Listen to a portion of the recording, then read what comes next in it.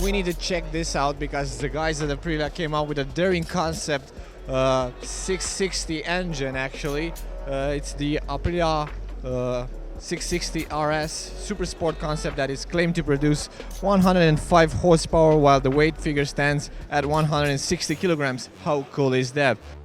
The engine is said to be a half of the engine from the Aprilia RSV 1100. I have near me the 1.1 V4 engine that fits the new Aprilia RSV 1100 factory. So this engine was cut in half.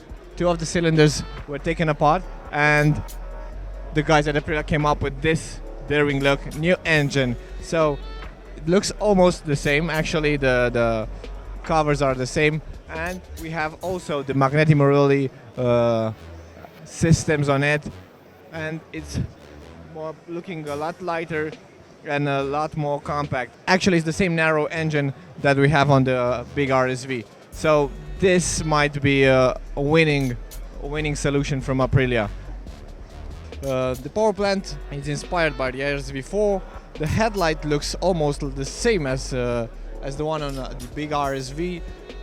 The sharp looks are here, and Aprilia claims it has active aerodynamics. We don't know how this works yet, but we will find out very soon because we see a pair of wheel legs everywhere on the front area of this bike.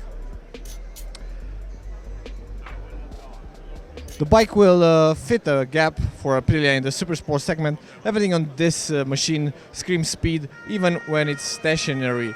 The frame is a cast aluminum unit that gives it a powerful bike look. It's incredible how everything on this bike blends together while keeping a clean and sharp look. We don't have any information about the release, but Aprilia will bring it to EICMA hopefully next year in a production ready trim. We also hope they don't make any big changes because this concept looks very appealing right now, and why not? We can't wait to test it. It looks very race ready actually.